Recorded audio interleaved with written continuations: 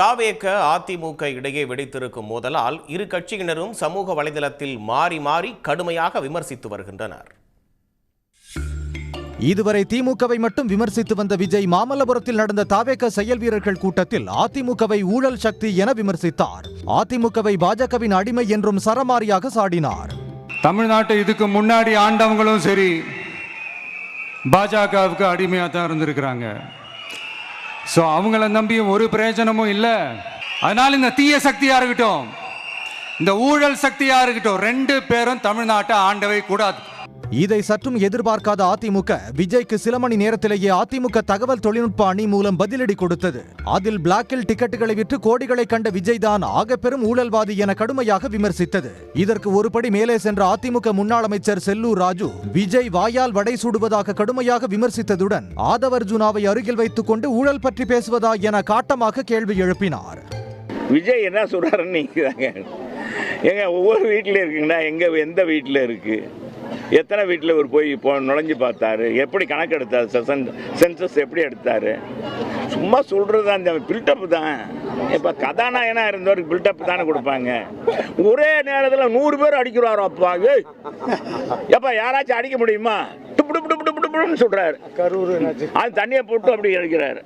தண்ணியை போட்டுலாம் இப்படி அடிக்கிறவர் 41 செத்த வேற. அங்க பண்ணை வீட்டுக்கு கூப்பிட்டு அவங்களுக்கு ஆறுதல் சொல்றாராம். என்னங்கடா உங்க கான்செப்ட், என்ன அரசியல் இது, என்னப்பா பொது வாழ்க்கைய அரசியல் இருக்குன்னு போயிடணும் போல இருக்கு. இவங்க செய்யறது இவங்க அந்த அழிச்ச இருக்கு பார்த்தீங்களா, அந்த அழிச்ச ஆட்டம் ரொம்ப மோசங்க. விஜயை செல்லூர் ராஜு கடுமையாக விமர்சித்த நிலையில் அவருக்கு மதுரை மாவட்ட தாவேக ஐடி விங்கு பதிலடி கொடுத்தது. அதில் சிலர் ஆசைக்கும் தேவைக்கும் வாழ்வுக்கும் ஊரார் கால் பிடிப்பார் என்ற பாடல் வரிகளுக்கு எடுத்துக்காட்டாக எடப்பாடி பழனிசாமி உள்ளார் என காட்டமாக விமர்சித்தது. அதிமுகவை போல அண்டி பிழைக்கவோ அடிமையாக இருக்கவோ நாங்கள் அரசியலுக்கு வரவில்லை என்றும் எக்ஸ் தளத்தில் தாவேக ஐடி விங் சார்பில் பதிவிடப்பட்டது.